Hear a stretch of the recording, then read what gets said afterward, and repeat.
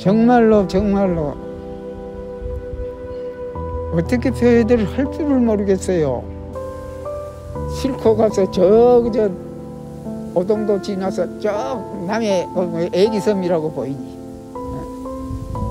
그런 밖에 가서 그냥 청소하고 능국채 이렇게 묶어갖고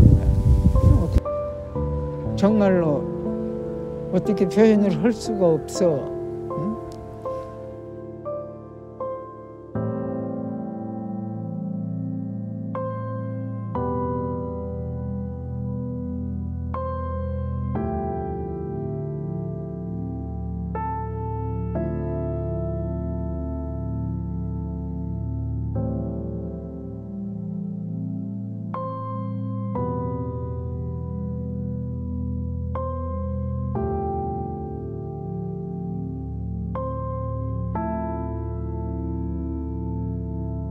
십사연대 주둔지는 이제 일제강점기에 일본이 만든 해군 202 부대라는 이제 곳이 있었던 곳입니다.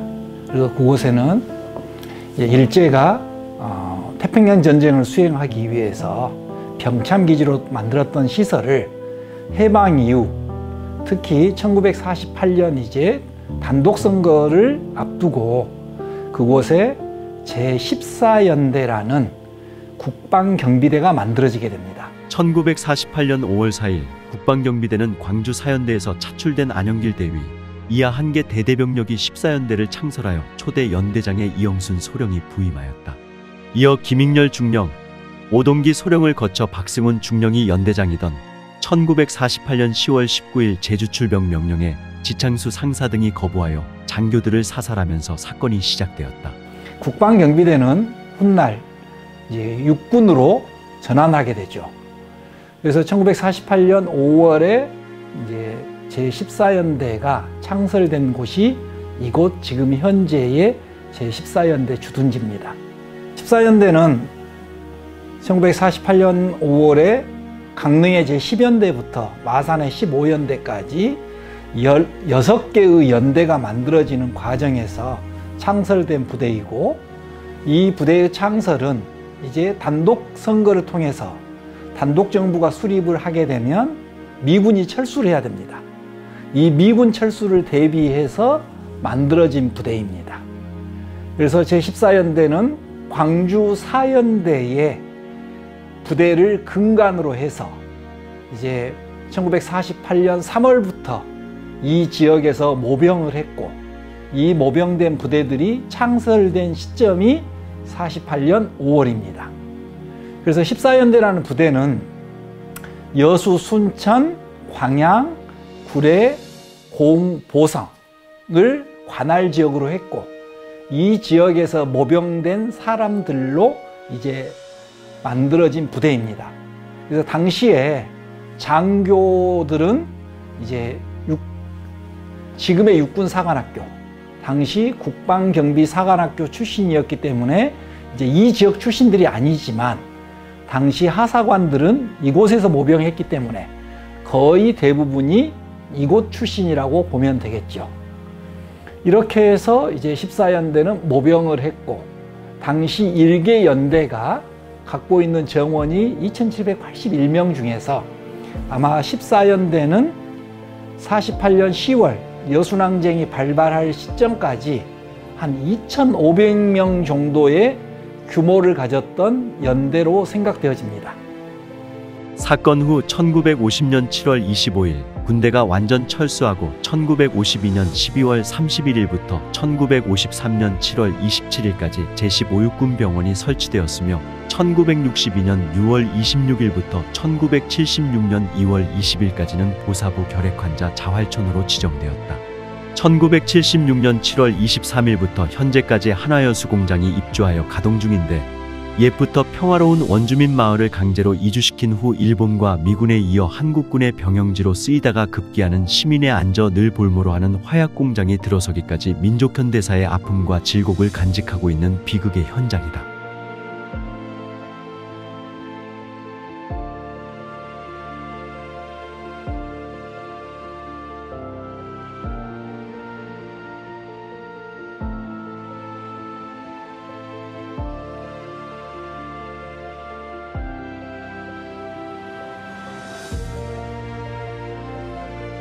형제묘의 안내판을 보면 죽어서라도 형제처럼 살아라 라고 해서 형제묘로 했다고 안내판에 설명이 되어져 있습니다.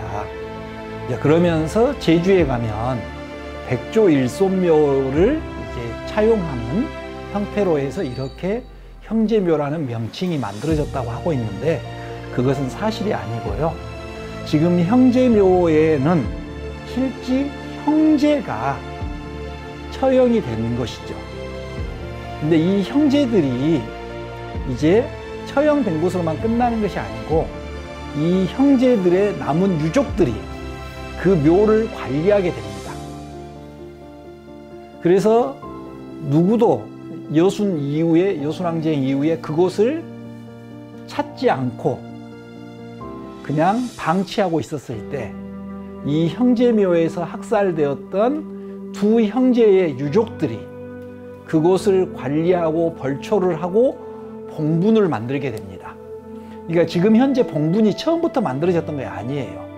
처음에는 그냥 사람을 죽고 돌멩이를 던져놓은 거였는데, 그 이후에 이 형제들이 이곳을 봉분을 만든 거예요.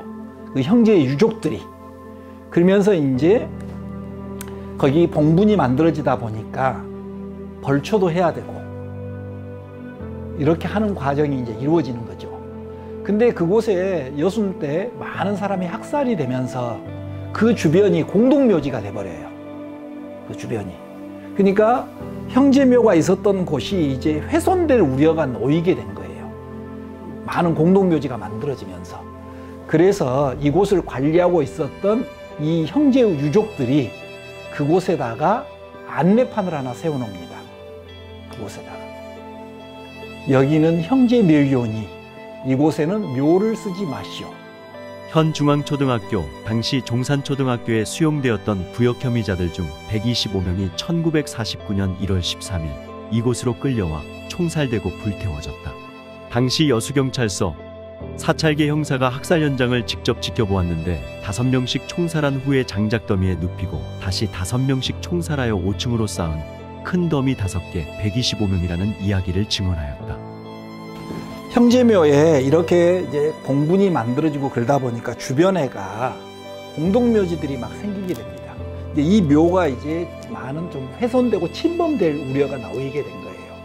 그래서 이 묘를 관리하고 있던 형제들이 이렇게 보시면 이렇게 철판에다가 여기는 형제묘이요. 이곳에 묘를 쓰지 마시오. 형제일동. 이렇게 붙여놓은 거예요. 그래서 형제묘의 원어는 뭐 아까 죽어서라 형제처럼 지내라는 의미가 아니라 여기에 형제가 죽어 있었고 그 형제들 유족들이 이 묘를 관리하면서 이제 이렇게 이것이 형제묘가 되게 된 겁니다. 그 다음에 형제묘 옆에 보면 작은 묘가 하나 있어요. 그 작은 묘에는 조그마한 비석이 하나 세워져 있습니다. 그 비석에는 고정기호, 정기만 두 사람의 이름이 써져 있어요. 두 사람의 이름이. 근데 그곳에는, 그 작은 무덤에는 두 사람이 묻혀 있는 것이 아니에요. 그곳에 묻혀 있는 사람은 정기옥이 묻혀 있어요. 근데 왜 거기에다 비문에가 정기만이가 써져 있냐? 그 정기만이가 바로 이 형제묘에 묻혀 있어요. 이 형제묘에. 근데 여기다가 앞에다가 정기만이라고 비석을 세울 수는 없잖아요. 그러니까 이제 그 옆에 정기옥이가 죽을 때 묘를 쓰면서 이 정기옥의 형 정기만까지 같이 쓴 거예요. 근데 왜 이렇게 된 거냐? 지금 이 형제묘가 있는 이 땅이 바로 이 정기옥, 정기만이가 써져 있는 이 정씨 집안들 땅이에요. 땅. 그러니까 이 무덤이 관리가 되게 된 이유는 두 가지. 이렇게 남아있게 된 이유는 방금 이 형제묘에서 죽었던 두 형제의 유족들이 이 묘를 관리하고 이렇게 봉분을 만들었던 것이고, 두 번째는 이 땅 주인이었던 이 정씨들이 같이, 정씨 중에 한 사람이 정기만이라는 사람이 여기서 같이 학살이 된 거예요. 그러다 보니까 이 묘가 남아있게 되고 이 땅, 이러다 보니까 이렇게 된 거예요. 처형은 헌병들이 주도하였으며 장작더미에 기름을 부어 태웠고, 처형된 가족들의 접근을 막기 위해 보초를 세우고 태워진 시신 위로 큰 바위를 굴려서 덮었다. 시신은 3일간이나 불에 탔으며 코를 찌르는 독한 냄새는 한 달이 넘도록 계속되었다 한다. 지금 순천대학교는 당시 순천 농림중학교죠. 순천 농림중학교고 지금 운동장에 있는 곳이 당시 논이었죠. 논. 지금 운동장에 있는 곳이. 그리고 그 사진 속에 나와 있는 운동장은 어디냐면 지금 박물관이 있는 자리. 지금 박물관이 있는 자리가 당시 운동장이었고 지금 운동장은 논이었죠. 논. 농림중학교였으니까 농업을 실습해야 될 거 아니에요. 그러겠죠? 그러니까 거기가 논이었고,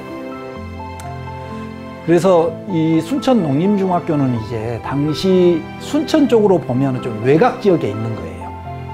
지금으로 보면 우리가 시내권이라고 보일지 모르겠지만 당시로 보면 순천 농림중학교는 외곽에 있는 학교예요. 외곽에.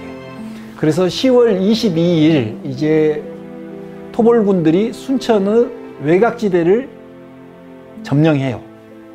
근데 다시 퇴각을 하게 되죠. 그리고 10월 23일 날 이제 토벌군들이 순천을 점령해요. 그러면 처음에는 이 순천 시민들을 어디다 집결시키냐면 순천대학교 바로 옆에 보면 순천 북국민학교라고 있어요. 그 북국민학교에다 집결을 시켜요. 순천 시민들은 여수 시민도 마찬가지로 순천 시민들, 이 시민들은 전부 다 쉽게 말하면 부역자, 일명 부역자의 대상이 되는 거예요. 그래서 모든 시민들을 이 순천 북국민학교에 집결을 시켜요. 근데 순천 북국민학교가 크지 않아요. 국민학교니까. 그래서 10월 23일 날은 북국민학교에다가 집결을 시켰다가 너무 사람들이 많고 운동장이 좁으니까 이걸 어디로 옮기냐면 순천 농림중학교로 옮기는 거예요. 그래서 순천 농림중학교는 아까 굉장히 어찌됐든 중학교니까 운동장이 크고, 그래서 순천 농림중학교에서 이제 10월 24일부터 이제 순천 시민들을 대상으로 해서 부역자냐 아니냐라는 이제 이런 그들 나름대로 심사라는 걸 하는 거죠. 그 심사라는 게 결론적으로 손가락총이었지만은, 그래서 순천 농림중학교에서는 10월 24일부터 이제 순천 시민들을 대상으로 부역자 혐의자들을 색출하는 작업을 하게 됩니다. 그것이 색출되면은 어디에 삭살이 되냐면 지금 순천대학교에 가면은 안내판 세워져 있잖아요. 그 안내판 뒤편이 지금 그 안내판을 중심으로 해서 뒤에 인문대학교라 얘기가 다 그때 당시에 뭐냐 배추밭이었어요. 그곳에서 지금 학살돼요. 그곳에서. 그래서 이 뒤편으로 그 학교 뒤편에 가서 이제 10월 24일부터 부역자라고 가려진 사람들은 그 학교 뒤편에 가서 많이 학살이 이루어지고, 학교 운동장에서도 학살이 이루어지는데, 이렇게 학교 운동장에서 학살된 사람들은 그 칼 마이더스 사진에 보면은 그 동천에 시신들이 많이 널브러져 있어요. 이게 동천에 많이 버려져요. 이게 동천에서는 학살이 많이 이루어졌다기보다는 거의 버려진 시신들이에요. 시내 쪽에서 학살이 이루어지고 이러니까 이제 지금은 동천이 우리가 보기엔 시내지만은 당신의 외곽지역에 사람도 안 살고 이러니까 버려져요. 그래서 동천에 있는 시신들은 거의 이제 순천대학교에서 직결된 사람들이라든가 시내 쪽에서 학살된 사람들이 버려진 시신들입니다. 그래서 여하튼 순천대학교는 그래서 10월 24일부터 순천농림중학교는 부역자 색출이 이루어지고 그곳에서 수많은 사람들이 학살이 이루어지죠.